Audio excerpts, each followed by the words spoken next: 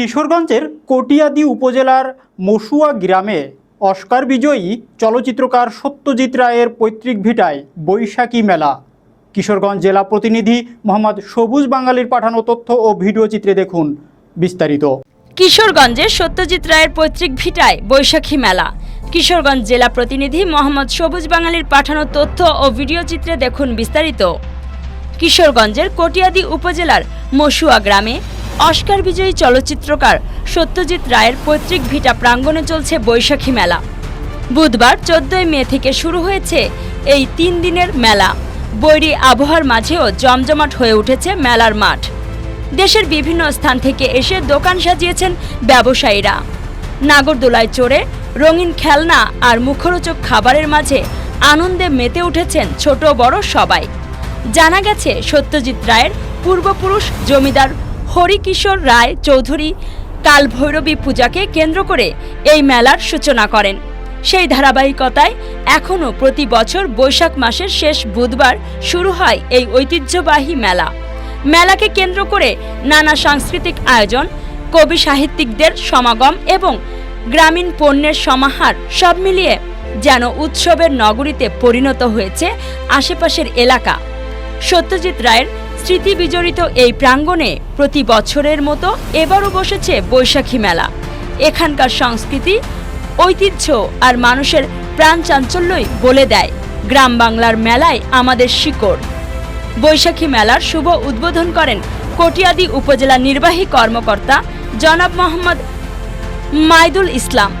বিশেষ অতিথি ছিলেন সহকারী কমিশনার ভূমি কটিয়াদি জনাবা লাবনী আক্তার তারানা, কটিয়াদি মডেল থানার officer in charge OC Mohammad Tarikul Islam, upazila মাধ্যমিক শিক্ষা অফিসার মোহাম্মদ আবুল হোসেন, মসুয়া ইউনিয়ন পরিষদের চেয়ারম্যান মোহাম্মদ আবু বক্কর সিদ্দিক, মসুয়া ইউনিয়ন বিএনপির ভারপ্রাপ্ত সভাপতি মোহাম্মদ গোলাপ মিয়ার সভাপতিত্বে অনুষ্ঠিত মেলায় আরও উপস্থিত ছিলেন কিশোরগঞ্জ জেলা ইসলামী ছাত্র শিবিরের সভাপতি মোহাম্মদ হাসান আল মামুন, মসুয়া ইউনিয়ন বিএনপির সাধারণ সম্পাদক মোহাম্মদ আব্দুল কুদ্দুস রতন প্রমুখ।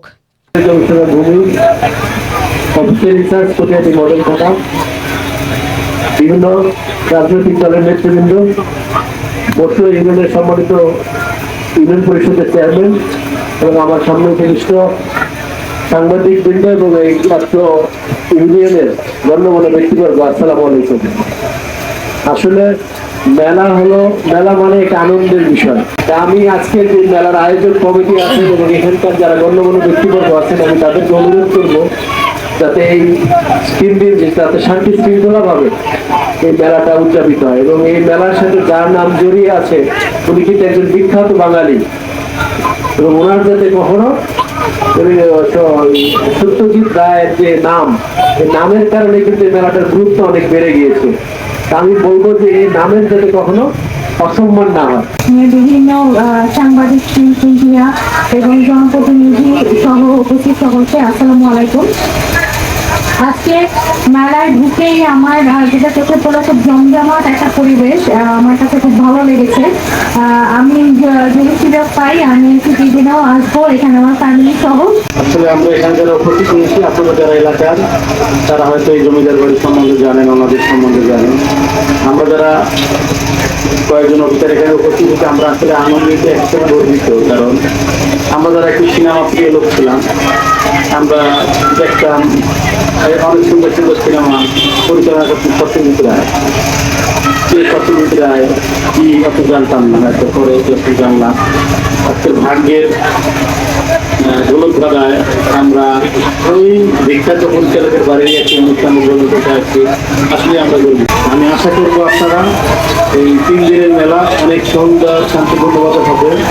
আমি চেয়ারম্যান সাহেবের কাছে আকর্ষণ করবো, নিশ্চয় আকর্ষণ যে আপনার অনেক শহীদার যারা আছেন তাদেরকে এখানে নিয়োজিত রাখবেন একটি পর্যায়ক্রমে। আর গোলাপ ভাই, রতন ভাই, আপনারা যারা আয়োজক আছেন, সকল যারা এই মেলা কমিটির অন্তর্ভুক্ত আছেন, বিশেষ করে আপনারা পর্যায়ক্রমে সবাই থাকবেন এখানে। কারণ ছেলেরা আসবে, মেয়েরা আসবে, অনেক মা বোনেরা আসবে, কেনাকাটা করবে, যাতে তারা নিরাপদে আসতে পারে, যেতে পারে, এইটুকু নিশ্চয়তা দায়িত্ব আপনাদেরও আছে। আপনারা যারা আছেন তিনি কিন্তু আসসালামু আলাইকুম।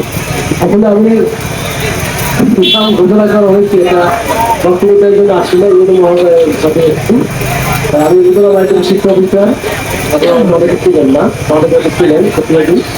তো আসলে এই যে আমি শুনেছি যে বসে খুব নাম করা মানে খুব ঐতিহ্য হয়েছে রাজনীতি করে জেলা পর্যায়ে যাওয়ার সুযোগ হয়েছে। আমার যতটুকু অবজারভেশন এই মেলা সবচেয়ে বেশি বৈশিষ্ট্য হচ্ছে অস্থিরতা মুক্ত, মদ জুয়া এবং পায়ের সাথে এগুলো না নৃত্য এগুলো থেকে মুক্ত। আমরা যে ঐতিহ্য যেগুলো ছিল এগুলো আমরা ভবিষ্যৎ ধরে রাখার চেষ্টা করব এবং আমরা যে 5ই আগস্টের পরবর্তীতে বাংলাদেশ পেয়েছি জাতীয়তাবাদী শক্তি এবং ইসলামী মূল্যবোধের চেতনা বিশ্বাসী ঐক্যবদ্ধ শক্তিতে যে আধিপত্যবাদ শক্তি আমাদের কাছ থেকে বিদায় নিয়েছে। আমরা আর বাংলাদেশে ইসলামী শক্তি এবং জাতীয়তাবাদী শক্তি দুটা ঐক্যবদ্ধ শক্তিকে একত্রিত করে এই সকল বন্ধু বান্ধব যা আছে সকল এলাকাবাসী বিভিন্ন এলাকাতে যারা আগত এই মেলাত কিন্তু সিলেট, দিনাজপুর, রাজশাহী, ঢাকা, নরসিংদী সকল এলাকাতেই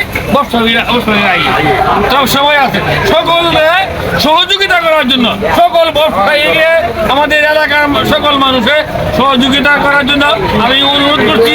এছাড়া সাবেক প্রধানমন্ত্রী যিনি চিকিৎসা শেষ করে বাংলাদেশে ফিরে আসছে উনি সকলেই দোয়া করবেন উনি আল্লাহর রহমতে আমাদের মাঝে ভালোভাবে ফিরে আসে, ভালোভাবে কাজ করতে পারে এই আশা রেখে আমি সকলকে ধন্যবাদ জানিয়ে আমার বক্তব্য করেছি।